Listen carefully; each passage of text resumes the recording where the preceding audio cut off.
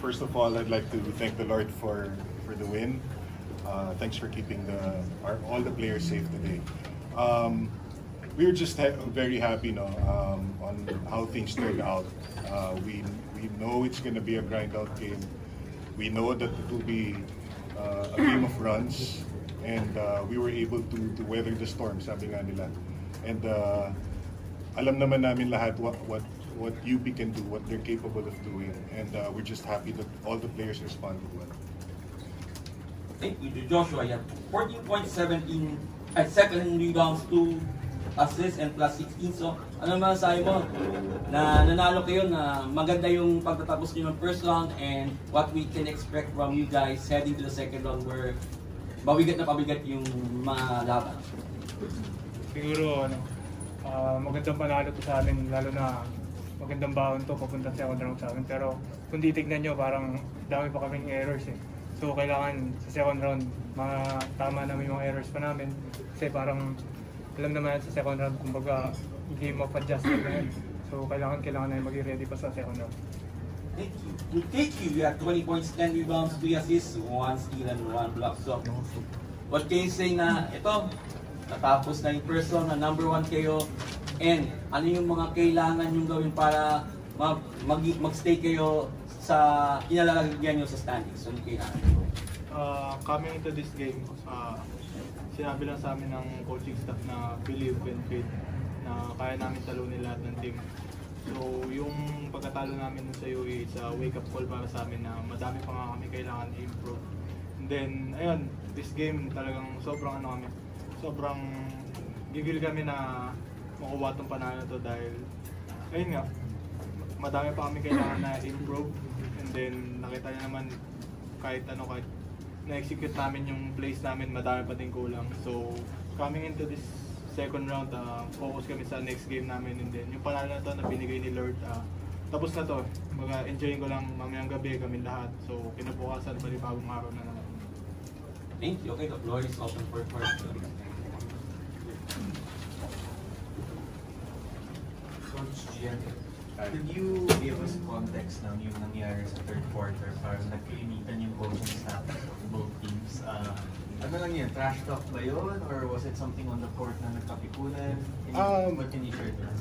Actually, nagulat na lang ako. Nagtatayuan na yung coaches, nagtuturuan na sila. So tumayo na rin ako. Nakituro na lang ako. No, but kidding aside, syempre emotions were really high at that point. I don't really know honestly what transpired. I'm just there to protect my coaches as well. So when everyone was standing up, I wanted to stand up, I wanted to be united with them. Again, emotions. Nadala lang naman tayo lahat eh. And I think it was pacified well, hopefully. So yeah, it's part of the game. Josh, coming up big again for LaSalle against UP, similar yung game 2 ng finals last year. Siguro, what is it about yung mga high pressure games na talagang step up ka for the team at those classes? Kumbaga kasi, hindi ko sinasayang yung opportunity na binibigay ng coaching staff sa akin. Kumbaga, sobrang bonus na lang din if higitan ko pa yung role ko. Parang, yun lang, parang lahat naman kami ready palagi. Para at least kung sino ugutin sa amin, mag-i-step up lang. For Kevin, siguro nga after nung pagkatali niya sa UE, may question na konti kung yung Lasal ba medyo nagsistruggle ba talaga or one time, big time na siguro yun. Pero siguro at the end of the first round, ano yung siguro main takeaway mo about yung team ngayon, kung nasan kayo ngayon, kung saan pa kayo pwede punta?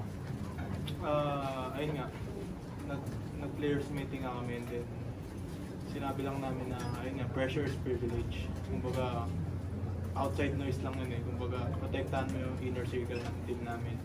And then, ayun, simula nung natalo kami sa UE, nag-stick lang kami sa system namin, sinacrifice ko yung role ko as a veteran na di pala kailangan laging puntos, kailangan ko involve yung teammate ko.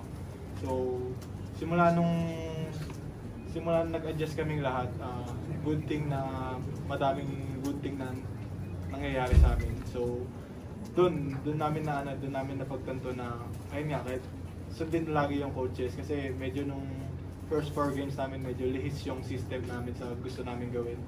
So, simula nun, ayun, nag-stick lang sa system, sinacrifice yung role namin ng bawat isa, and then, ayun, believe na kaya namin lahat ng team dahil, ayun nga, pinagtrabahuan namin to na ilang buwan eh.